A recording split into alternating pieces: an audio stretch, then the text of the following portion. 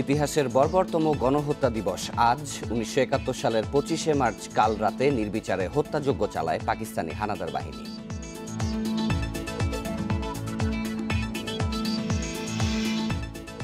এখনো আন্তর্জাতিক পর্যায়ে তুলে ধরা যায়নি ২৫ মার্চ গণহত্যার গুরুত্ব, দেশীয় মানসম্পন্ন গবেষণার তাগিদ।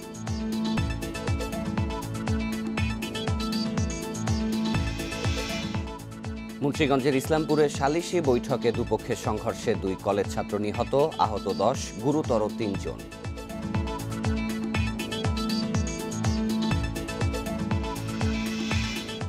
করোনার দ্বিতীয় ধাক্কায় বেশি আক্রান্ত তরুণেরা, কিছু রোগীর ক্ষেত্রে কাজে আসছে না জাতীয় গাইডলাইনও।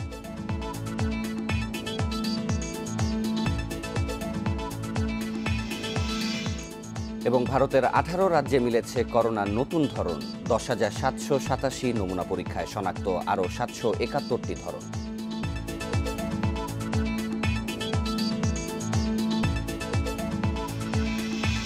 স্বাগত সকাল ৯টার বিরতিহীন ইন্ডিপেন্ডেন্ট সংবাদে, সাথে আছি শাফাত বিন ফরিদ এবং আমি সঞ্চারী মজিদ তমা। শুনছিলেন শিরোনাম, যাচ্ছি পুরো খবরে।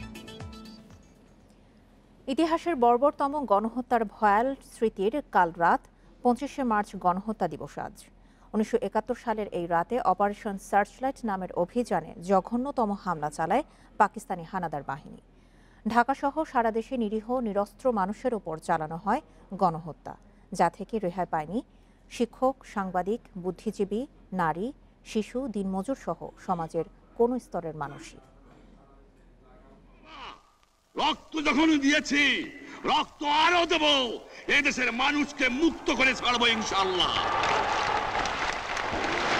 এবারে সংগ্রাম আমাদের মুক্তির সংগ্রাম, এবারে সংগ্রাম স্বাধীনতার সংগ্রাম। ১৯৭১ সালের ৭ মার্চের বঙ্গবন্ধুর ভাষণের পর থেকেই তৎকালীন পূর্ব পাকিস্তান অগ্নিগর্ভ হয়ে ওঠে। পরিস্থিতি সামাল দিতে ১৬ মার্চ ঢাকায় বৈঠকে বসেন মুজিব ইয়াহিয়া ভুট্টো। মার্চের ২৪ তারিখ পর্যন্ত আলোচনার নামে কালক্ষেপণ করে একে একে ঢাকা ছাড়েন মুসলিম লীগ প্রধান ভুট্টো সহ পশ্চিম পাকিস্তানের নেতারা। ২৫ মার্চ বেলা ১১টায় সেনাবাহিনীর হেলিকপ্টারে রংপুরে যান মেজর জেনারেল জানজুয়া, মিঠা খান, নজর হোসেন শাহ এবং জেনারেল ওমর। এরপর তারা একে একে পরিদর্শন করেন রাজশাহী, যশোর, চট্টগ্রাম ও কুমিল্লা সেনানিবাস। গণহত্যার প্রয়োজনীয় দিক নির্দেশনা দিয়েই ওই দিন বিকেলে ঢাকায় ফিরে আসেন।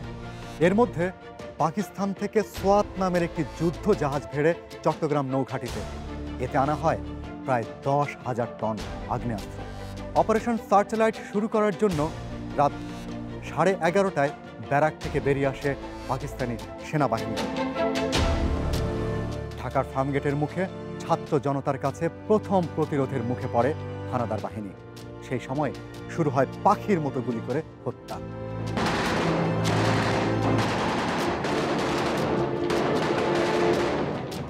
এরই মধ্যে বঙ্গবন্ধু শেখ মুজিবুর রহমানের ধানমন্ডির ৩২ নম্বর বাসভবনে হানা দেয় পাক বাহিনী। ভবনে ঢুকে এলো পাতাড়ি গুলি চালাতে থাকে। ইয়াহিয়ার লেলিয়া দেয়া বাহিনী ট্যাঙ্ক ও ভারী অস্ত্র নিয়ে আক্রমণ চালায় ঢাকা বিশ্ববিদ্যালয়ের ছাত্রাবাস, শিক্ষক colony, Rajarbag police lines, east Pakistan rifles, ইপিআরের ব্যারাক সহ বিভিন্ন আবাসিক এলাকায়। কামানের গোলা, মটারের শেল আর মেশিন গানের গর্জনে ঘুম ভাঙে ঢাকাবাসীর। ভয়াল সে রাতে খুন করা হয় প্রায় ১.৫ নিরীহ বাঙালিকে। অপারেশন সার্চলাইটের এই পরিকল্পনা হয়েছিল ৭১ মার্চের শুরুতেই। পাকিস্তানের মেজর জেনারেল খাদিম রাজা তার আত্মজীবনীমূলক বই a stranger in my own কান্ট্রিতে এই অভিযান নিয়ে বিস্তারিত লিখেছেন। তিনি জানান, পাকিস্তানের লারকানায় জুলফিকার আলী ভুট্টোর বাড়িতে প্রথম বৈঠক হয়। সেই বৈঠকে অংশ নেন জুলফিকার আলী ভুট্টো, জেনারেল ইয়াহিয়া এবং জেনারেল হামিদ। তারা মনে করেছিল ২০,০০০ বাঙালিকে হত্যা করলেই ভয় পাবে বাঙালিরা, ভুলে যাবে স্বাধীনতা এবং স্বাধিকারের কথা। বাংলাদেশ স্বাধীন হওয়ার পর ১৯৭২ সালে ২৫ মার্চ গণহত্যার তদন্ত কমিশন গঠন করে পাকিস্তান সরকার। অবশ্য হামিদুর রহমান কমিশনের ওই রিপোর্ট সরকারিভাবে কখনোই আলোর মুখ দেখেনি। পরবর্তীতে রিপোর্টের অনেক তথ্যই প্রকাশ্যে আসে। হামিদ কমিশনের তদন্ত রিপোর্টের ৯ মাসব্যাপী গণহত্যার কথা উল্লেখ করে পাকিস্তান সেনাবাহিনীর মধ্যে যারা যুদ্ধ অপরাধে জড়িত তাদের বিচারের আওতায় আনার সুপারিশ করা হয়।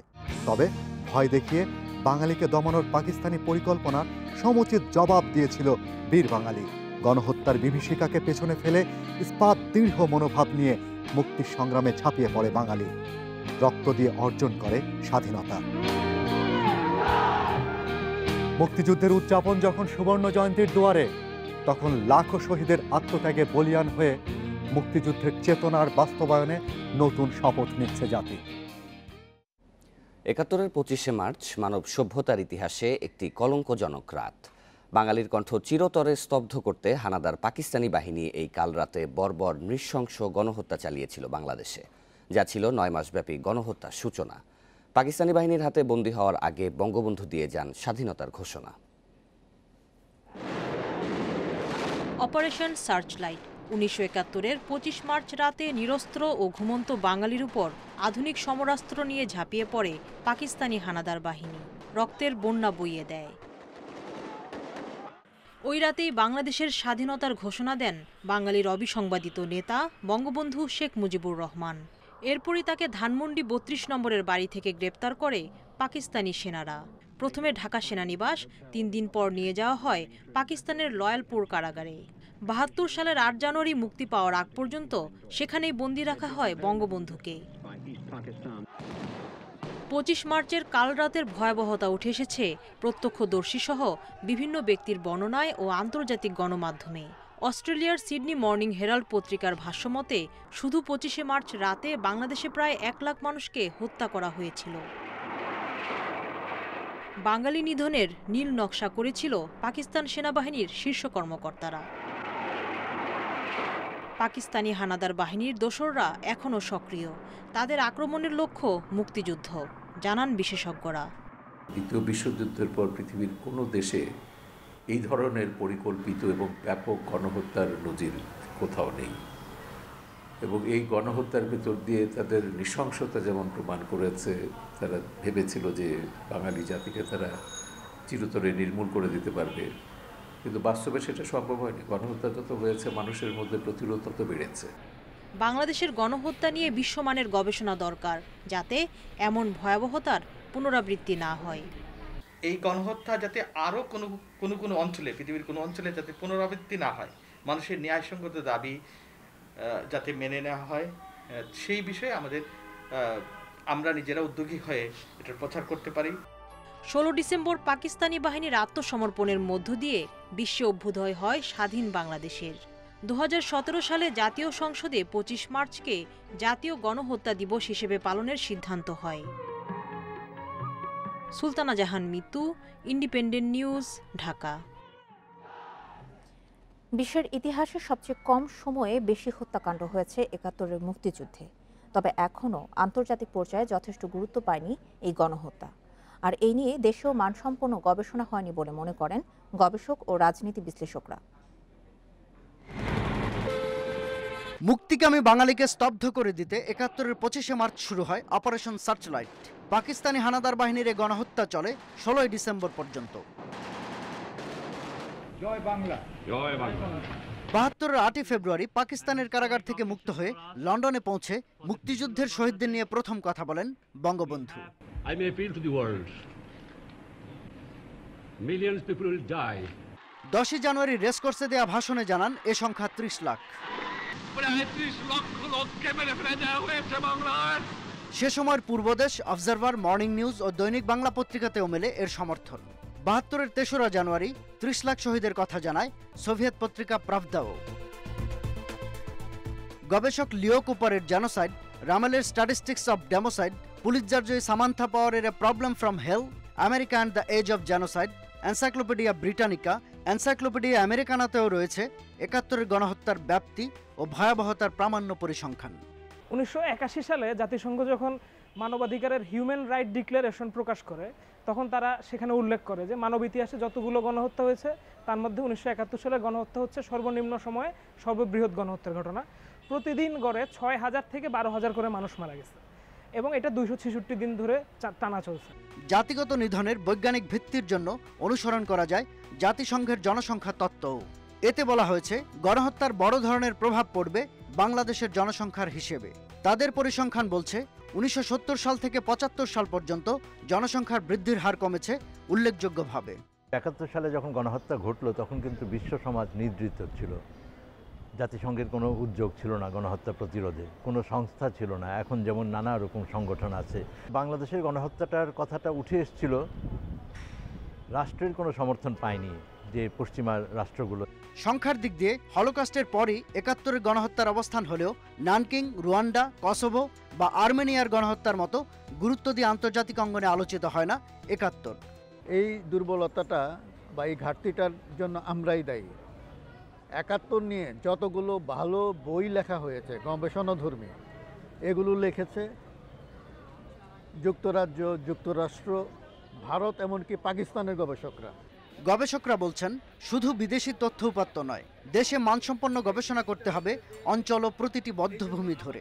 এজন্য নানা সরকারি দপ্তরে থাকা তথ্য গবেষকদের দিতে রাষ্ট্রীয় পর্যায় থেকে বাড়াতে হবে সহযোগিতা।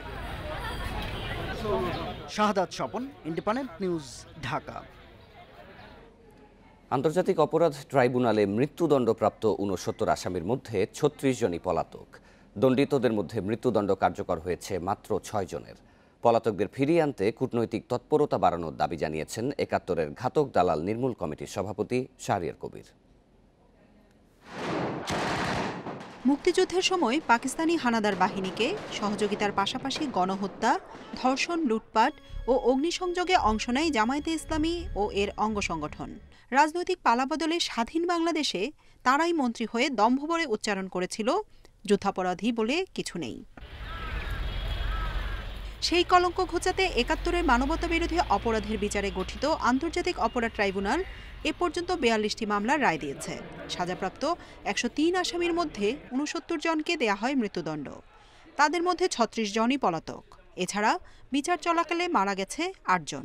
চূড়ান্ত নিষ্পত্তি শেষে মৃত্যুদণ্ড কার্যকর হয়েছে মতিউর রহমান নিজামী, আলী আহসান মুজাহিদ, আব্দুল কাদের মোল্লা, কামারুজ্জামান, মীর কাশেম আলী ও সালাউদ্দিন কাদের চৌধুরীর। ভাবলে হবে না যে শুধুমাত্র প্রসিকিউশনেরই এখানে দায়িত্ব রয়েছে, শুধুমাত্র আদালতের দায়িত্ব রয়েছে। এখানে কিন্তু একই সাথে আমাদের যারা আইন শৃঙ্খলা রক্ষাকারী বাহিনী রয়েছে, যাদের সহায়তা ছাড়া আমরা কোনোভাবেই এই প্রক্রিয়াগুলো সম্পন্ন করতে পারবো না, তাদেরও ভূমিকা রয়েছে। তারাও চেষ্টা করছেন এবং চেষ্টা অব্যাহত রয়েছে বলেই আমি জানি। বুদ্ধিজীবী হত্যার নীল নকশাকারী মৃত্যুদণ্ডপ্রাপ্ত আলবদর নেতা চৌধুরী মঈনুদ্দিন ও আশরাফুজ্জামান খান সহ পলাতকদের ফিরিয়ে আনায় সরকারের উদ্যোগে ঘাটতি রয়েছে বলে মন্তব্য করেন 71-এর ঘাতক দালাল নির্মূল কমিটির সভাপতি শাহরিয়ার কবির। বঙ্গবন্ধুর ঘাতকদের ফেরানোর ব্যাপারে যতটা উদ্যোগী, 71-এর গণহত্যাকারীদের, সাজাপ্রাপ্ত গণহত্যাকারীদের ফেরত আনার ব্যাপারে ততটা উদ্যোগী বলে আমার মনে হয় না। যে পরিমাণ লবিং সরকারের করার কথা ছিল, সেই লবিংটা কিন্তু সরকারিভাবে সেটা করা হচ্ছে না। তো সেটাই আমরা মনে করি যে সব দিক থেকে একটা সমন্বয়হীনতার অভাব রয়েছে। জামায়াতে ইসলামী সহ স্বাধীনতা বিরোধী বিভিন্ন সংগঠনের এখনো বিচার না হওয়ায় ক্ষোভ জানান তিনি। আমরা যতটুকু করতে পেরেছি এটাকে আমি সন্তোষজনক মনে করি। কারণ জান্নাতুল ফেরদাউস তানভি, ইন্ডিপেন্ডেন্ট নিউজ, ঢাকা। কেন বরাদ্দ? বিরতিহীন সংবাদের পর অন্যান্য খবরের সাথে আরো যা দেখবেন। নেত্রকোনার হাওরে বন উজাড়ে ভারসাম্যহীন হয়ে পড়ছে পরিবেশ। আগাম বন্যা, খরাসহ প্রাকৃতিক দুর্যোগে ক্ষতিগ্রস্ত মানুষ।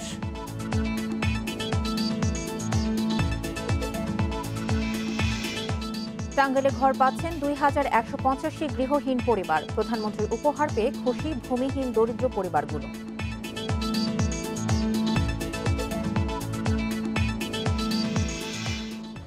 মুন্সিগঞ্জের সালিশি বৈঠকে দুপক্ষের সংঘর্ষে 2 কলেজ ছাত্র নিহত হয়েছে।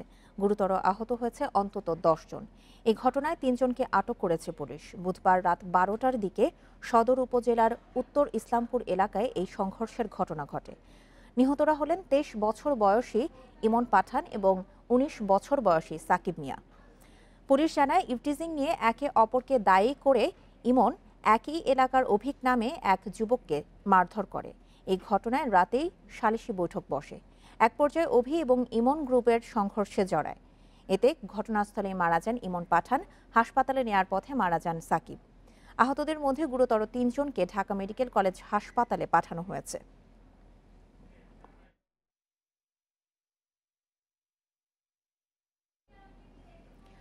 মুন্সিগঞ্জে সালিশি বৈঠকে দুপক্ষের সংঘর্ষে 2 কলেজ ছাত্র নিহত হয়েছে। এ বিষয়ে আরও বিস্তারিত জানাতে আমাদের সঙ্গে যুক্ত হচ্ছেন সহকর্মী শুভ ঘোষ। শুভ, সেই এলাকায় এখন কি পরিস্থিতি বিরাজ করছে এবং আহতদের শারীরিক অবস্থার এখন কি পর্যায়ে রয়েছে?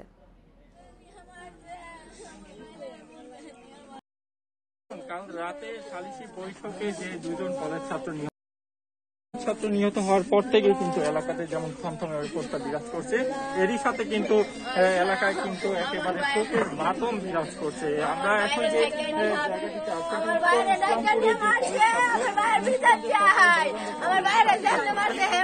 এই ঘটনার পর থেকে একেবারেই শোকের মাতম চলছে, আপনি দেখতে পাচ্ছেন নিশ্চয়ই। এবং আমি যদি আপনাকে ছোট্ট করে একটু জানিয়ে রাখি, এই ঘটনায় এই 2 জন কলেজ ছাত্র নিহত হওয়ার পাশাপাশি কিন্তু আরো বেশ কয়েকজন গুরুতর আহত হয়েছেন।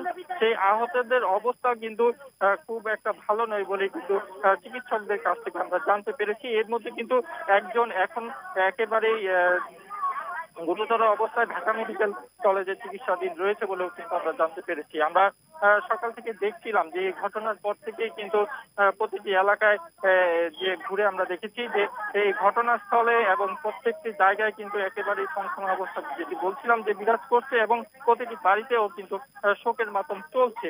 এবং এই বিষয়টি নিয়ে কিন্তু আমরা পুলিশের সাথে কথা বলার চেষ্টা করেছি। এই ঘটনার পরে কিন্তু তারা 3 জনকে আটক করতে পারলেও এই ঘটনায় কিন্তু এখনো কোনো মামলা দায়ের করা হয়নি এবং এই ঘটনার যারা মূল অভিযুক্ত তাদেরকেও কিন্তু এখনো গ্রেপ্তার করা সম্ভব হয়নি বলেও কিন্তু আমরা জানতে পেরেছি। এবং আমি যদি আরেকটু জানিয়ে রাখি যে এই ঘটনায় যে অপর যে কলেজ ছাত্র রয়েছে ইমন, তার বাড়িতেও কিন্তু এখন একেবারেই শোকের মাতম চলছে। নিশ্চয়ই আমরা পরবর্তীতে সেটি দেখানোর চেষ্টা করব। এবং আমরা এই জায়গা থেকে যদি আমরা আরেকটু তথ্য আপনাকে জানাতে চাই যে গতকাল রাত 10:30টার দিকে যে বিচার সালিসিটি ঘটে, সেই বিচার সালিসির ঘটনায় কিন্তু প্রায় 11টার দিকে 2 পক্ষের কটাকাটির জেরে কিন্তু এই সংঘর্ষের ঘটনাটি ঘটে। সেই সময় কিন্তু ঘটনাস্থলে ছুরিকাঘাতে ধারালো ছুরিকাঘাতে কিন্তু সাকিবের মৃত্যু হয় এবং এই ঘটনায় যে ইমন রয়েছে তাকেও কিন্তু ছুরি দিয়ে আঘাত করা হয়। তাকে ঢাকা মেডিকেল নেওয়ার পথে কিন্তু সে সড়কে কিন্তু মারা যায়।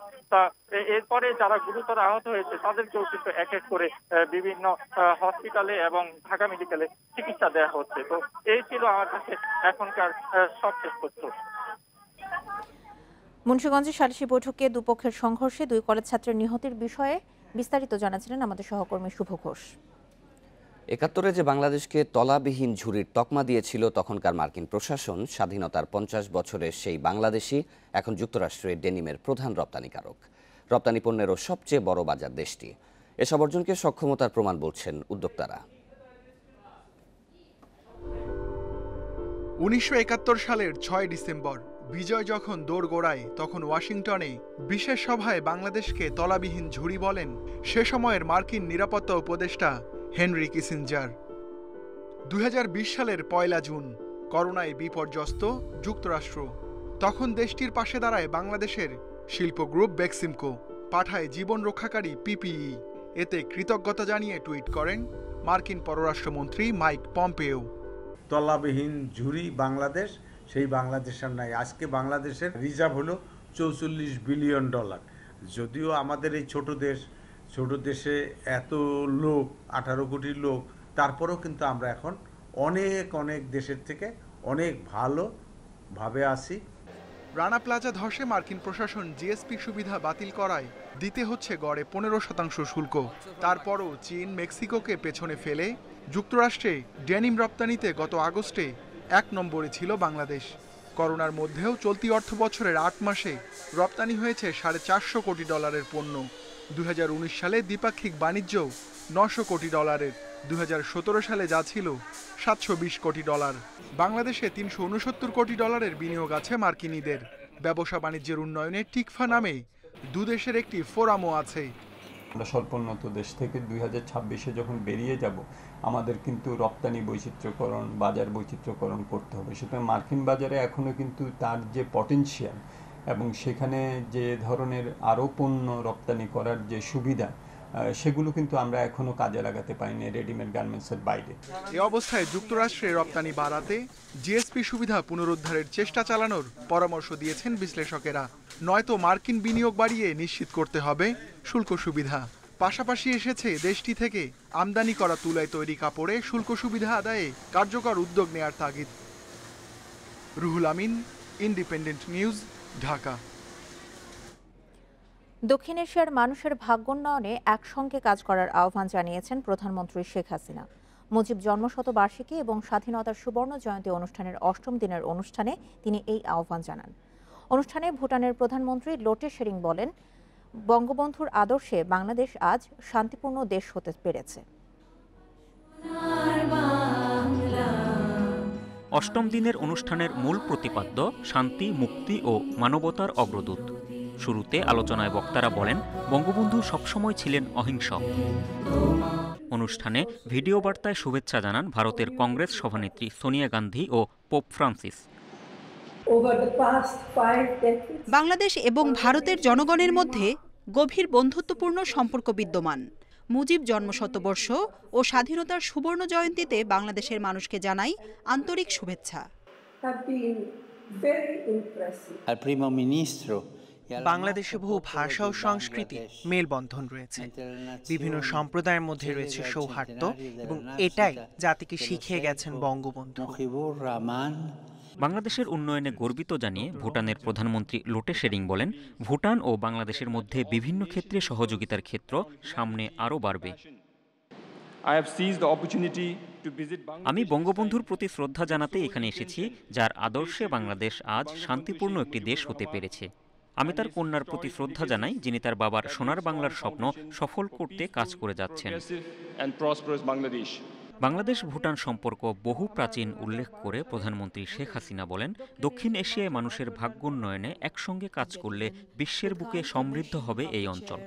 আমরা যদি আমাদের জনগণের ভাগ্যোন্নয়নের জন্য সম্মিলিতভাবে কাজ করি, তাহলে অবশ্যই দক্ষিণ এশিয়া বিশ্বের মধ্যে অন্যতম সমৃদ্ধ অঞ্চল হিসেবে প্রতিষ্ঠা লাভ করবে, এ বিশ্বাস আমাদের আছে। অনুষ্ঠানে বাংলাদেশ ভুটান কূটনৈতিক সম্পর্কের ৫০ বছর পূর্তি উপলক্ষে লোটে শেরিংকে স্মারক ডাকটিকিট তুলে দেন প্রধানমন্ত্রী শেখ হাসিনা। উপহার দেয়া হয় মুজিব চিরন্তন শ্রদ্ধা স্মারক। কাজী শামীম হাসান, ইন্ডিপেন্ডেন্ট নিউজ, ঢাকা। এদিকে দুদিনের সফরে শুক্রবার ঢাকা আসছেন ভারতের প্রধানমন্ত্রী নরেন্দ্র মোদী। যোগ দেবেন মুজিব বর্ষ ও স্বাধীনতা সুবর্ণ জয়ন্তীর অনুষ্ঠানে। যাবেন জাতীয় স্মৃতিসৌধ ও টুঙ্গিপাড়ায় জাতির জনকের সমাধিতে শ্রদ্ধা নিবেদন করতে। এ সময় সই হতে পারে 4টি সমঝোতা স্মারক, উদ্বোধন হবে 4টি প্রকল্পেরও। দুদিনের সফরে শুক্রবার সকালে ঢাকায় আসছেন ভারতের প্রধানমন্ত্রী নরেন্দ্র মোদী। প্রধানমন্ত্রী শেখ হাসিনার আমন্ত্রণে যোগ দিবেন মুজিব শতবর্ষ ও স্বাধীনতার সুবর্ণ জয়ন্তী উদযাপনে। পরনে থাকবে খাদির মুজিব কোট। করোনা মহামারীর মধ্যে এটি মোদীর প্রথম বিদেশ সফর। আমন্ত্রিত অতিথিদের মধ্যে শুধু তিনি সাভার জাতীয় স্মৃতিসৌধ, ধানমন্ডি 32 নম্বর ছাড়াও শ্রদ্ধা জানাবেন টুঙ্গিপাড়ায় জাতির জনক শেখ মুজিবুর রহমানের সমাধিতে। আমরা আমাদের কন্টিনিউয়াস যেগুলো আমাদের ইস্যু, সেগুলো তো আমরা কন্টিনিউয়াসলি দেন দরবার করছি, সেইগুলো আপনার সর্বোচ্চ পর্যায়ে নীতিগতভাবে কোনোটা সমাধান হবে। তবে আসল মূল লক্ষ্য এই বছরের এইবারের সফরের হচ্ছে গিয়ে যে বঙ্গবন্ধুর শতবার্ষিকী এবং আমাদের স্বাধীনতার 50 বছর পূর্তি। টুঙ্গিপাড়ার পাশাপাশি শনিবার ভারতের প্রধানমন্ত্রী যাবেন সাতক্ষীরার শ্যামনগর ও গোপালগঞ্জের কাশিয়ানীর 2 মন্দিরে। তার সফর নিয়ে সেখানে এখন সাজ রব। সফরের শেষ দিন তেজগাঁয়ের নিজ কার্যালয়ে প্রধানমন্ত্রী নরেন্দ্র মোদীর সঙ্গে বৈঠক করবেন প্রধানমন্ত্রী শেখ হাসিনা। তবে এবারও তিস্তা সহ অভিন্ন 6 নদীর পানি বণ্টন চুক্তি অধরাই থেকে যাচ্ছে। লেভেলের মিটিং হয়েছে, তারা এখনো ফাইনাল করতে পারেন নাই, but it is still working in process. এখনো কে কি দেন দরবার এখনো শেষ হয় নাই এবং সেইটা এখনো চলছে। দেশ হিসাবে আমরা 2 দেশই ঐক্যমত যে এই তিস্তার এগ্রিমেন্ট হবে, কিন্তু এখন তাদের আভ্যন্তরীণ কারণে আমরা এখনো সেইটা বাস্তবায়ন হয়নি আর কি। ওরা আমাদের ডেলিভারি করতে পারে, তবে আমরা তাদের প্রেসারে রেখেছি। 2 সরকার প্রধানের বৈঠক শেষে মেহেরপুরের মুজিবনগর থেকে পশ্চিমবঙ্গের নদিয়া হয়ে কলকাতা পর্যন্ত স্বাধীনতা সড়ক, চিলাহাটি হলদিবাড়ি রুটে যাত্রীবাহী ট্রেন চালু সহ 4টি প্রকল্পের উদ্বোধন হবে। দুর্যোগ মোকাবেলা ও ডিজিটাল সহযোগিতা ছাড়াও ঢাকা দিল্লির মধ্যে সই হতে পারে 4টি সমঝোতা স্মারক। নাফিদা দৌলা, ইন্ডিপেন্ডেন্ট নিউজ, ঢাকা। ভারতের প্রধানমন্ত্রী নরেন্দ্র মোদীর সফর উপলক্ষে সাতক্ষীরার যশোরেশ্বরী কালী মন্দিরের সার্বিক প্রস্তুতি প্রায় শেষ। মন্দিরের প্রয়োজনীয় সাজসজ্জা শেষে সংস্কার করা হয়েছে রাস্তাঘাটও, প্রায় সম্পন্ন হয়েছে হেলিপ্যাডও। নিরাপত্তা ব্যবস্থা পর্যবেক্ষণে টহল দিচ্ছে হেলিকপ্টার। সাতক্ষীরার শ্যামনগরে যশোরেশ্বরী কালী মন্দিরে শনিবার যাচ্ছেন ভারতের প্রধানমন্ত্রী নরেন্দ্র মোদী। কথা রয়েছে পূজা অর্চনায় অংশ নেওয়ারও। মোদীর সফরের কারণে মন্দিরটি আন্তর্জাতিক পরিমণ্ডলে আরও পরিচিতি পাবে। তাই ভারতের প্রধানমন্ত্রীকে বরণ করতে অধীর আগ্রহে অপেক্ষা করছেন স্থানীয়রা। আমাদের এলাকায় সে আসছে, আমরা খুব আগ্রহ আছি। নরেন্দ্র মোদী যে আসছে সেটা আমাদের শ্যামনগরবাসীর জন্য খুব গর্বের। মোদীর সফরে ভারত বাংলাদেশ ভিসামুক্ত অবাধ যাতায়াত চালুর দাবি স্থানীয়দের। ভিসামুক্ত চলাচলের অন্তত একটা ব্যবস্থা হোক, এই দাবি আমাদের সবার অন্তরের দাবি। নরেন্দ্র মোদীকে বরণ করতে সর্বাত্মক প্রস্তুতির কথা জানিয়েছে স্থানীয় প্রশাসন। ধন্যবাদ অতিথিকে বরণ করে স্বাধীনতার এই সুবর্ণ জয়ন্তীতে মুজিব বর্ষের এই শুভক্ষণে মাননীয় অতিথিকে শ্যামনগরে বরণ করে নিতে শ্যামনগরের যশোরেশ্বরী কালী মন্দির সহ সমগ্র শ্যামনগরবাসী আমি বলবো সর্বাত্মকভাবে প্রস্তুত। নিশ্ছিদ্র নিরাপত্তা নিশ্চিত করা হয়েছে যশোরেশ্বরী কালী মন্দির ও আশপাশের এলাকায়। আমরা আশা করি ভারতীয় মাননীয় প্রধানমন্ত্রীর সফরটি অত্যন্ত নিরাপদ এবং শান্তিপূর্ণভাবে এবং আনন্দঘনভাবে হবে। সাতক্ষীরাবাসী তাকে আনন্দের সাথে গ্রহণ করবে। আমরা আশা করি সবাই আইন শৃঙ্খলা রক্ষার ক্ষেত্রে আমাদেরকে সহযোগিতা করবে। মোদীর সফরকে ঘিরে ব্যাপক উৎসাহ দেখা গেছে স্থানীয়দের মধ্যে। Independent news desk. করোনার দ্বিতীয় ধাক্কায় বেশি আক্রান্ত হচ্ছেন তরুণেরা। আগে যেখানে পরিস্থিতি জটিল হতে লাগতো 8 থেকে 10 দিন, এখন লাগছে 2 থেকে 3 দিন। কিছু রোগীর ক্ষেত্রে কাজে আসছে না জাতীয় গাইডলাইন। বাহ্যিক অবস্থা ভালো হলেও এক্স রে বা সিটি স্ক্যান বলছে ফুসফুসে 60 থেকে 70 ভাগই সংক্রমিত। পূর্ব অভিজ্ঞতায় দেখা গেছে সবচেয়ে বেশি করোনা ঝুঁকিতে বয়স্করা। জটিল রোগে আক্রান্তদের লাগতো আইসিইউ সুবিধা। তবে দেশে চলমান পরিস্থিতি ভিন্ন। এখন আক্রান্তদের বড় অংশই তরুণ, অনেকেরই লাগছে আইসিইউ। দেখা যাচ্ছে যে রোগীটি বাসায় সকালবেলা জ্বরে ভুগছেন, বিকেলবেলায় তাকে হাসপাতালে ভর্তি করতে হচ্ছে এবং 3 দিন বা 4 দিনের মাথায় তাকে আইসিইউতে ভর্তি করতে হচ্ছে। কিন্তু এই অবস্থাটা কিন্তু আগের ভ্যারিয়েন্টে ছিল না। আমাদের 40, 30, 35 বছরের ছেলে মেয়েকে আমি দেখছি, তাদেরও ইন্টেনসিভ কেয়ার ইউনিটের প্রয়োজন হচ্ছে, তারাও কিন্তু খুব সিভিয়ার হয়ে যাচ্ছেন।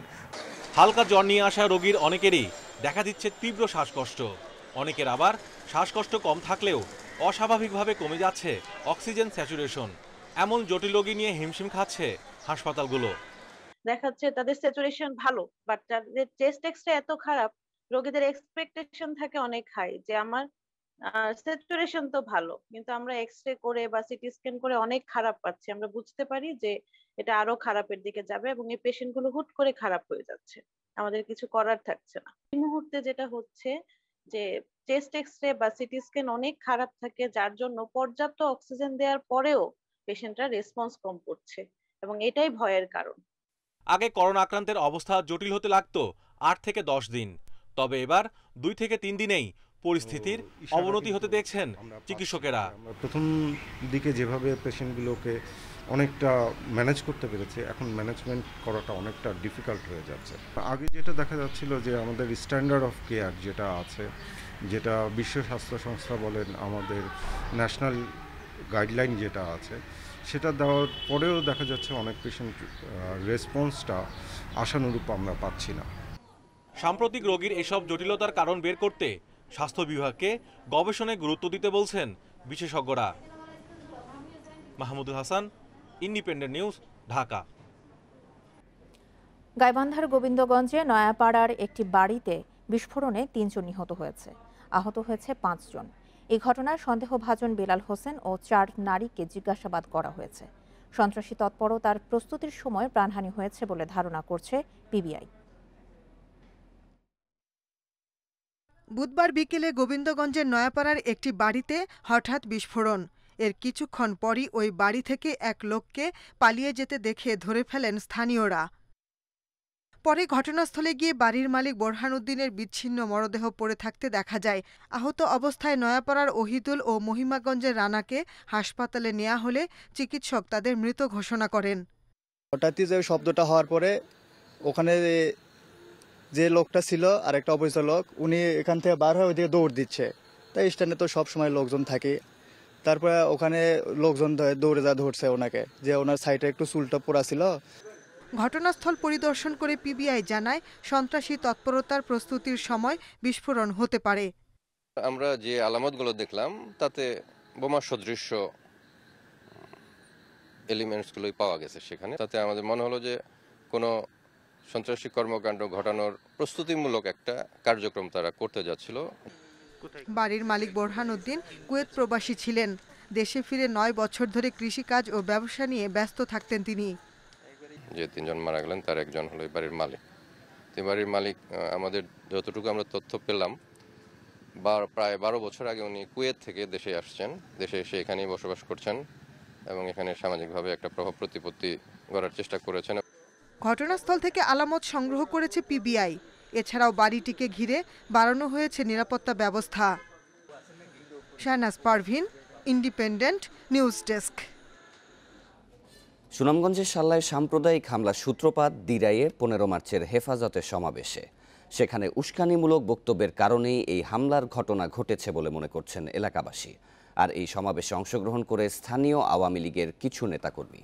হেফাজতের সঙ্গে হঠাৎ করে স্থানীয় আওয়ামী লীগের এমন সখ্যতা নিয়ে উঠেছে প্রশ্ন। সুনামগঞ্জের সাল্লায় হিন্দু পল্লীতে যে আগ্রাসী হামলা, মূলত তার সূত্রপাত পার্শ্ববর্তী উপজেলা দিরাইয়ে অনুষ্ঠিত হেফাজতের সমাবেশ। এখানে মামুনুল ও জুনায়েদ বাবুনগরীর উস্কানিমূলক বক্তব্যের প্রতিবাদে ফেসবুকে এক যুবকের স্ট্যাটাসকে কেন্দ্র করেই সংখ্যালঘুদের উপর চালানো হয় তাণ্ডব। 15 মার্চের ওই সমাবেশে উপস্থিত ছিলেন দিরাই পৌর মেয়র ও পৌর আওয়ামী লীগের সভাপতি বিশ্বজিৎ রায়। আর স্বেচ্ছাসেবকের ভূমিকায় ছিলেন পৌর যুবলীগের সভাপতি জুয়েল মিয়া। ঘটনার আগের দিন হেফাজত নেতাকর্মীদের সাথে বৈঠক করেন পৌর আওয়ামী লীগের সাবেক সভাপতি আজিজুর রহমান বুলবুল। তাদের ছত্রছায়ায় এ হামলা হয়েছে কিনা প্রশ্ন তুলেছেন স্থানীয় আওয়ামী লীগ নেতাদের একাংশ। হেফাজতে ইসলামের বিভিন্ন নেতৃবৃন্দ প্রস্তুতিমূলক সভা করেছেন। আমাদের আওয়ামী লীগের একজন মেয়র ছিলেন, সাবেক মেয়র, ওনার বাসায় যুবলীগের কর্মী এবং আরও কিছু যে মানুষ এই ঘটনার সাথে আমাদের জড়িত এবং এই ঘটনাকে তারা উৎসাহিত করেছে এবং তাদের উৎসাহ, তাদের সাহস এবং তাদের উদ্দীপনায় এই ঘটনাটা হয়েছে। কার কার নেগলিজেন্সি আছে, কার কি বিষয় আছে, এইগুলো আমরা আপনাদের কাছে আমার কথা বলে নাই, এই গ্রামবাসীর কথা বলছি।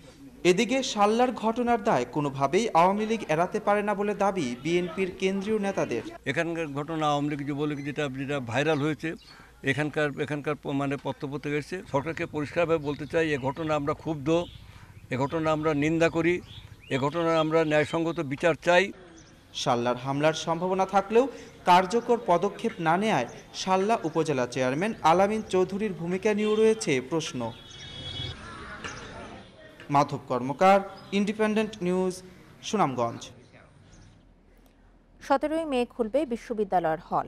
এর 2 সপ্তাহ আগে শিক্ষার্থীদের করোনার টিকা দেওয়ার কথা থাকলেও কোনো কার্যকর উদ্যোগ নেই। শিক্ষার্থীরা বলছেন বিশ্ববিদ্যালয় কর্তৃপক্ষ কারো সঙ্গে এখনও যোগাযোগ করেনি। কর্তৃপক্ষ বলছে অনেকের জাতীয় পরিচয়পত্র না থাকায় তালিকা তৈরি করতে দেরি হচ্ছে। 24 মে বিশ্ববিদ্যালয় আর হল খুলবে 17 মে। শিক্ষার্থীদের করোনার টিকা দিয়ে হলে উঠানোর সিদ্ধান্ত কর্তৃপক্ষের। অথচ বিশ্ববিদ্যালয় থেকে এখনো কোনো ব্যবস্থাই নেয়নি। কিভাবে টিকা নেবেন সেটিও পরিষ্কার নয়। টিকা দেওয়ার ব্যাপারে এখনো কোনো যোগাযোগ করা হয় না এবং আমরা এই ব্যাপারে কোনো নোটিশ বা কোনো ধরনের তথ্য পাইনি। বিশ্ববিদ্যালয় বা হল প্রশাসন কেউ আমাদের সাথে এখন পর্যন্ত যোগাযোগ করেনি। বিশ্ববিদ্যালয় কর্তৃপক্ষ বলছে আবাসিক হল থেকে তালিকা নেওয়া হচ্ছে, কিন্তু অনেক শিক্ষার্থীরই জাতীয় পরিচয়পত্র না থাকায় জটিলতা দেখা দিয়েছে। যেহেতু এনআইডি নাই, আমরা যে ছাত্র যে ডিপার্টমেন্টে আমাদের বিভিন্ন হলগুলোতে অবস্থান করছে, আবাসিক ছাত্র বা দ্বৈতাবাসিক ছাত্র, তাদের ফার্স্ট ইয়ার হলে তার নাম, রোল নম্বর, তার পিতার নাম, মায়ের নাম, এগুলো দিয়ে আমরা একটা লিস্ট আমরা সরকারকে পাঠাচ্ছি সম্মিলিতভাবে। মঞ্জুরি কমিশন বলছে বিশ্ববিদ্যালয়ের পরিচয়পত্র দিয়েই টিকা নেয়ার ব্যবস্থা করা হচ্ছে। শিক্ষার্থীরা তার নিজ নিজ এলাকা থেকেই টিকা দিতে পারবে। তবে শিক্ষার্থীদের এনআইডি নেই, অনেক ক্ষেত্রে অনেক জুনিয়র শিক্ষকদেরও এনআইডির সংকট রয়েছে।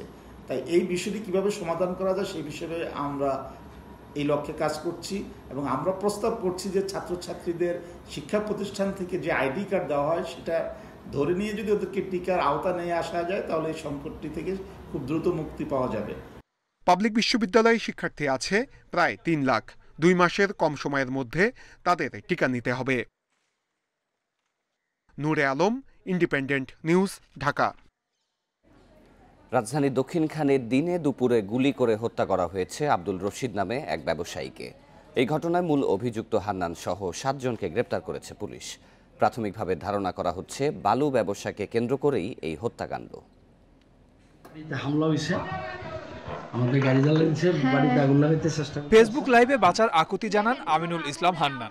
দক্ষিণখানে তার বাড়িতে হামলা হলে তখন তিনি লাইভে আসেন। অথচ এই হান্নানই কিছুক্ষণ আগে প্রকাশ্যে ব্যবসায়ী আব্দুল রশিদকে গুলি করে হত্যা করেছেন বলে জানিয়েছে পুলিশ। সকাল 11:30টার দিকে ব্যবসায়ী আব্দুল রশিদকে গুলি করে হত্যার পর এলাকাবাসী চড়াও হয় হান্নানের ওপর। বিক্ষুব্ধ জনতা তার বাড়িতে হামলা চালায়, আগুন ধরিয়ে দেয় হান্নানের গাড়িতে। ঘটার আগে দেখি দোকানপাট যখন লোকজন আসতেছে, এদিকে লোকজন 10-12 জন 20 জন, তখন দেখি সবাই শাটার লাগাইতেছে। পরে আমরাও শাটার লাগাইয়া পরে ছেলে বাসায় গেছি। মারামারির পর আরেক পক্ষের লোক আসলো দৌড়াইয়া, এরপরে দেখি যে লোক দৌড়াই গেটের সামনে আসলো, পরে ওই গেটের ভিতরে গুলি করলো, সাথে সাথে লোকটা মারা গেল। তারা তো জানে না, তারা তো আসছে খালি হাতে, এখান থেকে যে উনি পিস্তল নিয়ে দাঁড়াইছে এটা তো জানে না। স্থানীয়দের অভিযোগ, ক্ষমতাসীন দলের নাম ব্যবহার করে এলাকায় ত্রাসের রাজত্ব কায়েম করেছে হান্নান ওরফে জাপানি হান্নান। এলাকায় বাড়ি নির্মাণ ও ব্যবসা করতে হলে চাঁদা দিতে হতো তাকে, না দিলেই চলতো নির্যাতন। তার নিজস্ব বাহিনী ছিল, তার অবৈধ বৈধ অস্ত্র দিয়া সে এলাকার জিম্মি করে রাখছে। 10 মাস ধরে সব বন্ধ, সেগুলো উঠাই দিছে। হ্যাঁ, সে উঠিয়ে দিছে, ভাড়াটে উঠিয়ে দিছে। এই হান্নান ভাড়াটে উঠিয়ে দিছে, আকে মায়ের সঙ্গে কিন্তু ভাড়াটে করে উঠে দেখা। পুলিশ বলছে হান্নান সহ এ পর্যন্ত 7 জনকে গ্রেপ্তার করা হয়েছে। অপরাধীদের কোনো পরিচয় বিবেচনায় নেওয়ার সুযোগ নেই। কথা কাটাকাটির এক পর্যায়ে একটা উত্তপ্ত পরিস্থিতির সৃষ্টি হওয়ার পরে এই যে আমিনুল ইসলাম হান্নান ওরফে জাপানি হান্নান তার শটগান থেকে গুলি করে। আমরা এইটুকুই আপাতত জেনেছি। এখন এইটি তো আমরা বিস্তারিত তদন্ত করবো যে আসলে কেন এরকম পরিস্থিতির সৃষ্টি হলো, কেন গুলি ছুটতে হলো, এবং এই আসলে এই হান্নান লোকটা কে, তার আসলে কী পরিচয়, আমরা সবগুলো বিষয় খতিয়ে দেখব। স্থানীয়রা বলছে এই এলাকার নাম ছিল আইনুসবাগ, কিন্তু হান্নানের বাড়ি চাঁদপুর হয় নাম পরিবর্তন করে রাখেন চাঁদনগর। Suman Tanvir, Independent News, Dhaka. নেত্রকোনার হাওড়াঞ্চলের বন উজাড় হয়ে যাওয়ায় সেখানে বাড়ছে পরিবেশের ভারসাম্যহীনতা। আগাম বন্যা, খরাসহ নানা প্রাকৃতিক দুর্যোগে ভুগছেন হাওড় পাড়ের মানুষ। কৃষিতে এই বিরূপ প্রভাবের ফলে সরাসরি ক্ষতিগ্রস্ত প্রায় 2 লাখ মানুষ। মদন, মোহনগঞ্জ, খালিয়াজুড়ি ও কর্মাকান্দা উপজেলার একাংশ জুড়ে বিস্তৃত নেত্রকোনার হাওড়াঞ্চল। 408 বর্গ কিলোমিটারের এই অংশে রয়েছে ছোট বড় 80টি হাওর। দিগন্তজোড়া অথবা জলরাশির চোখ জোড়ানোর সৌন্দর্য অনেক গুণে বাড়িয়ে দেয় হিজল করচের বন। তবে প্রায় 3 দশক ধরে ধীরে ধীরে হাওরের বুক থেকে উধাও হচ্ছে নয়নাভিরাম সবুজ। এর প্রভাবে পরিবেশ হারাচ্ছে ভারসাম্য, যার সরাসরি ভুক্তভোগী হাওড়পাড়ের 1,80,000-এরও বেশি কৃষক। তারা বলছেন আগাম বন্যা, খরার মতো দুর্যোগ বাড়ছে এই অঞ্চলে। বিগত 30 বছর যাবৎ এই হাওরের গাছপালা কাটতে কাটতে এখন আর আমরা আগের মতো গাছপালা দেখতে পাই না। প্রায় 5 বার ফসলহানি হয়েছে। এই ফসলহানি হওয়ার কারণটা হয়েছে মূলত এখানে গাছপালা না থাকার কারণে। পরিস্থিতি উন্নয়নে হাওরের সবুজ বনায়নের উপর গুরুত্ব দিলেন কৃষিবিদরা। স্থানীয় প্রতিনিধি এবং বন বিভাগ ইচ্ছা করলে লক্ষ লক্ষ জমি গাছ, বিশেষ করে হিজল, তমাল, ক্রস গাছ রোপণ করতে পারে। এতে একদিকে যেমন কৃষকের জীবনযাত্রার মান উন্নয়ন হবে, পাশাপাশি পরিবেশ রক্ষা পাবে। এর মধ্যে নদী ও খালপাড়ের 74 কিলোমিটার অংশে গাছ লাগানোর জন্য 30 লাখ টাকা বরাদ্দ পেয়েছে পানি উন্নয়ন বোর্ড। তারা বলছেন আরও 475 কিলোমিটার অংশে সবুজ বনায়নের প্রকল্প হাতে নেওয়া হয়েছে। আমরা 10 লক্ষ টাকা বরাদ্দ পেয়েছি, সেটা আমরা এই কাজের সাথে আমরা করব এবং পাশাপাশি আমাদের হাইজদা একটা প্রকল্প আছে, হাইজদা প্রজেক্টও আমরা 20 লক্ষ টাকা পেয়েছি বনায়নের জন্য। সেটা দিয়েও আমরা হাইজদা এলাকায় প্রায় 20 কিলোমিটারের মতো আমরা বনায়ন করব এবং এই কাজগুলো বাস্তবায়ন করা হলে আশা করি যে আমাদের যে প্রাকৃতিক যে ভারসাম্য রক্ষার জন্য যেটা আমরা ভালো একটা ভূমিকা রাখতে পারবো। বনউজাড়ে হাওরের পরিবেশ ভারসাম্যহীন হওয়ায় প্রত্যক্ষ ও পরোক্ষভাবে ভুক্তভোগী হচ্ছে হাওরপাড়ের কয়েক লাখ মানুষ। Independent news desk. আশ্রয়ন প্রকল্পের আওতায় টাঙ্গাইলের 2185 গৃহহীন পরিবারের মাঝে চলছে ঘর বিতরণ। এরই মধ্যে ঘর পেয়েছেন 1700 পরিবার। প্রধানমন্ত্রীর উপহার পেয়ে খুশি ভূমিহীন দরিদ্র পরিবারগুলো। ঘাটাইল উপজেলার দৃষ্টি প্রতিবন্ধী তোরাবালি ভিক্ষা করে জীবিকা নির্বাহ করতেন। নিজের জায়গা না থাকায় অন্যের ভিটায় খড়কুটো দিয়ে ঘর বানিয়ে থাকতেন। রোদ বৃষ্টিতে পরিবার নিয়ে পোহাতেন চরম দুর্ভোগ। আশ্রয়ন প্রকল্পের আওতায় স্বাধীনতার সুবর্ণ জয়ন্তী ও মুজিব জন্মশতবার্ষিকী উপলক্ষে পেয়েছেন পাকা ঘর। উপহার পেয়ে প্রধানমন্ত্রীর প্রতি কৃতজ্ঞতা জানান তিনি। ভাঙাচোরা ঘর, চুন দেয়া ঘরে ছায়া থাকতাম, মানে বৃষ্টি এলে পানি পড়তো, কত নমুনা দুঃখ বিরবাদ। আর আল্লাহ পাক আমাদের প্রধানমন্ত্রীর উচলায় আমি বিল্ডিংটা পাইয়া আমি শুয়ে খুব খুশি হয়েছি। টাঙ্গাইলে আশ্রয়ন প্রকল্পের আওতায় এ পর্যন্ত ঘর পেয়েছেন 1700 দরিদ্র পরিবার। উপহার পেয়ে নতুন করে বাঁচার স্বপ্ন দেখছেন তারা। খুব গরিব আমরা ভাঙ্গা ঘরে থাকছি, প্রধানমন্ত্রী আমার ঘর দিছে, খুব খুশি আমরা। মানুষের বাড়িতে থাকছি, মনে করেন কাম কাজ করে খাইছি, মানুষের নোরা চাপা দিছে, কোনো কিছু যাবার দেয় না, কিছু দেয় না। আমি বাবা এটা ইটি জীবনে কিনবার পাইতাম না, আমি এত খুশি হয়েছি জায়গা দেখে, বাড়ি দেখে। প্রকল্প কর্মকর্তা জানান, বাসস্থানের পাশাপাশি পরিবারগুলোর আয় রোজগারের ব্যবস্থাও করা হচ্ছে। প্রধানমন্ত্রী শুধু ঘর দিয়ে থাকেননি, তারা এখন বর্তমানে কেমন আছে, তাদের ইনকাম জেনারেশনের কোনো ব্যবস্থা হয়েছে কিনা সবকিছু খোঁজ খবর নিয়ে তাদের জন্য আরও ভালো কিছু করার জন্য নির্দেশনা দিয়েছেন। ছিন্নমূল এসব পরিবারকে প্রয়োজনীয় নানা সুযোগ সুবিধা দেয়া হবে বলে জানান জেলা প্রশাসক। আসলে এক একটা ঘর মানুষের শুধু আমাদের রক্তে স্নাত সংবিধানের যে মৌলিক অধিকার বাসস্থানের স্বীকৃতি সেটি প্রতিষ্ঠা করা নয়, এক একটি ঘর আসলে বাংলাদেশের এক একটি গৃহহীন মানুষের স্বপ্ন। মুজিব জন্মশতবার্ষিকী উপলক্ষে সারা দেশে 1,13,593টি ঘর বরাদ্দ দেয়া হচ্ছে দরিদ্র পরিবারকে। Independent news desk. বিশ্বে একদিনে করোনায় আবারও সর্বোচ্চ মৃত্যু ও শনাক্ত ব্রাজিলে। 2200-র বেশি মৃত্যু নিয়ে দেশটিতে মোট মৃত 3 লাখ ছাড়ালো। 24 ঘন্টায় নতুন রোগী শনাক্ত হয়েছে 90,000-এর বেশি। দেশটিতে গুরুতর অসুস্থদের মধ্যে তরুণদের সংখ্যা বেশি বলে মার্কিন সংবাদ মাধ্যম সিএনএনকে জানিয়েছেন দেশটির চিকিৎসকেরা। ব্রাজিলের হাসপাতালগুলোর আইসিইউ-এর চিকিৎসকদের মতে বেশিরভাগ রোগীর বয়স 30 থেকে 50 বছর। যুক্তরাষ্ট্রে একদিনে দ্বিতীয় সর্বোচ্চ 1400 প্রাণহানি এবং 66,000 শনাক্ত হয়েছে। এছাড়া মেক্সিকোতে 809, পোল্যান্ডে 575, ইতালিতে 460 এবং ভারতে 249 জনের মৃত্যু হয়েছে। এদিকে একদিনে বিশ্বের 10,400-র বেশি মানুষ করোনায় মারা গেছে। এ নিয়ে মোট মৃত 27,56,000 ছাড়ালো। 24 ঘন্টায় নতুন রোগী শনাক্ত হয়েছে প্রায় 5,83,000। এ পর্যন্ত মোট আক্রান্ত 12,54,00,000-এর বেশি। এদিকে ভারতের 18 রাজ্যে মিলেছে করোনার নতুন দুইবার রূপ বদলানো ধরন। 10,787টি নমুনা পরীক্ষায় শনাক্ত হয়েছে আরও 771টি ধরন। বুধবার এক বিবৃতিতে এসব তথ্য দিয়েছে দেশটির স্বাস্থ্য মন্ত্রণালয়। তবে বিশেষজ্ঞরা বলছেন যুক্তরাজ্য, সাউথ আফ্রিকা ও ব্রাজিলে পাওয়া করোনার ধরনের থেকে এটি আলাদা। ভাইরোলজিস্ট শহীদ জামিল জানান, ভারতের নতুন ধরনে একই ভাইরাসে 2 ধরনের পরিবর্তন একসঙ্গে ঘটতে দেখা গেছে। এই কারণে ভাইরাসের স্পাইক প্রোটিন আরও শক্তিশালী হবে। ফলে আক্রান্ত হওয়ার ঝুঁকি বাড়ানোর পাশাপাশি খুব সহজেই মানবদেহের রোগ প্রতিরোধ ব্যবস্থাকে ফাঁকি দিয়ে কোষে ঢুকে পড়বে। তবে নতুন এই ধরনের সঙ্গে সম্প্রতি দেশটিতে আক্রান্তের সংখ্যা বাড়ার সাথে কোনো সম্পর্ক নেই বলে জানিয়েছে কর্তৃপক্ষ। মার্কিন প্রেসিডেন্ট জো বাইডেন ক্ষমতা গ্রহণের পর প্রথমবারের মতো 2টি ব্যালিস্টিক ক্ষেপণাস্ত্র পরীক্ষা চালিয়েছে উত্তর কোরিয়া। গোয়েন্দা পর্যালোচনার ভিত্তিতে বিষয়টি নিশ্চিত করেছেন মার্কিন এক জ্যেষ্ঠ কর্মকর্তা।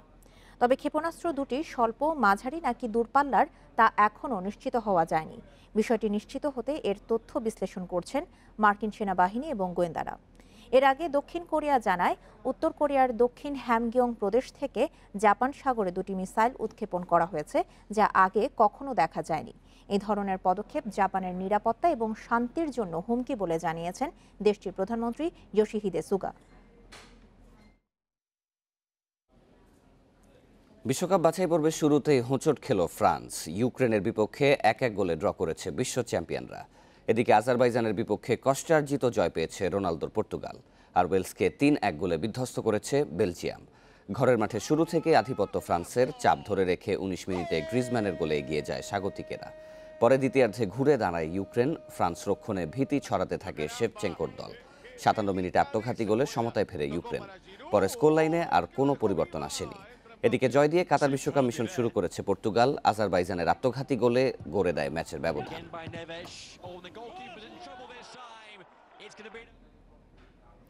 বিশ্বকাপ বাছাই পর্বে আলাদা ম্যাচে নামছে জার্মানি স্পেন। রাত 1:45টায় জার্মানির অতিথি আইসল্যান্ড। একই সময় স্পেন লড়বে গ্রিসের বিপক্ষে। জার্মানির কোচের দায়িত্বে শেষ বিশ্বকাপ ওয়াকিম লোয়ের। চোট সমস্যায় আইসল্যান্ডের বিপক্ষে অনিশ্চিত টনি ক্রুজ, নিকোলাস শুলে। ফ্রন্ট লাইনে থাকবেন সার্জিও গ্যানাব্রি, টিমো ওয়ার্নার, লেরয় সানে। পরিসংখ্যানে এগিয়ে জার্মানি। সবশেষ 2 দেখায় 1 ড্র এবং 1 জয় ডায়মন্ড শেফটদের। এদিকে গ্রিসের বিপক্ষে জয় দিয়ে কাতার বিশ্বকাপ মিশন শুরুর লক্ষ্য স্পেনের। সার্জিও রামোসকে পাওয়া নিয়ে আছে শঙ্কা। হেড টু হেডে দাপট স্পেনের। সবশেষ 5 দেখায় 1 হার ও 1 ড্রয়ের বিপরীতে 3 জয় লা রোহা ফুরিয়াদের।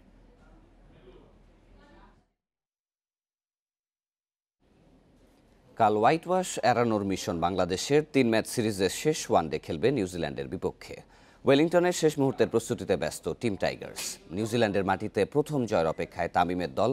ভ্রমণ ধকল কাটিয়ে শেষ ওয়ানডেতে ভালো কিছু স্বপ্ন দেখছেন পেসার তাসকিন আহমেদ। ক্রাইস্টচার্চ থেকে এভাবেই উঠতে উঠতে ওয়েলিংটনে নামতে পারত টাইগাররা। এই ওড়া মানে কিন্তু বিমানে চড়া নয়। ওয়ানডে সিরিজের সমতা নিয়ে পা রাখার সুযোগ ছিল বাতাসের শহর ওয়েলিংটনে। বেসিন রিজার্ভেই হতে পারত সিরিজ নির্ধারণী লড়াই। বিখ্যাত এই ভেন্যুতে মানিয়ে নেওয়ার চ্যালেঞ্জ অন্য সব কিছুর থেকে আলাদা। কারণ একটাই, প্রবল বাতাস। কিন্তু মুশফিক মাহেদিদের ক্যাচ মিসের মহড়ায় সে সুযোগ হাওয়ায় মিলিয়েছে। জয়ের সুযোগ হাতছাড়া না করলে সিরিজে থাকত উত্তাপ। অথচ তৃতীয় ওয়ানডে এখন শুধুই আনুষ্ঠানিকতা। নিউজিল্যান্ডের মাটিতে এখন পর্যন্ত কোনো জয় না থাকায় বাংলাদেশের জন্য সব ম্যাচেরই সমান গুরুত্ব। সঙ্গে ওয়ানডে সুপার লিগের 10 পয়েন্টের হিসেব তো থাকছেই। সুইমিং সেশন শেষ করলাম। আমাদের রিকভারির জন্য আমরা সুইমিং, জাকুজি এগুলো করে স্ট্রেচিং করলাম, কারণ আমাদের ব্যাক টু ব্যাক গেমস এবং অনেক ট্রাভেলিং এর মাঝখানে। তো রিকভারি ভালো হওয়ার জন্য আমরা ওয়েলিংটনে পৌঁছানোর পরে এখন আমাদের টিম সুইমিং সেশনটা শেষ হলো। আর একদিন হলেই নিউজিল্যান্ডে 1 মাস পার হবে টাইগারদের। যদিও এর অর্ধেকটা সময় কেটেছে কোয়ারেন্টিনে। 26শে মার্চ স্বাধীনতার সুবর্ণ জয়ন্তীর সকালে সিরিজের তৃতীয় ওয়ানডে। জয় দিয়ে সেটা উদযাপনের সুযোগ থাকছে ক্রিকেটারদের সামনে। Rakibul Hasan, Independent News. আর এই ছিল সকাল 9টার বিরতিহীন সংবাদে। এছাড়া ইন্ডিপেন্ডেন্ট টেলিভিশনের সব খবর আরও বিস্তারিত জানতে চোখ রাখুন ফেসবুক, ইউটিউব এবং টুইটারে। আমাদের সাথে থাকার জন্য ধন্যবাদ সবাইকে।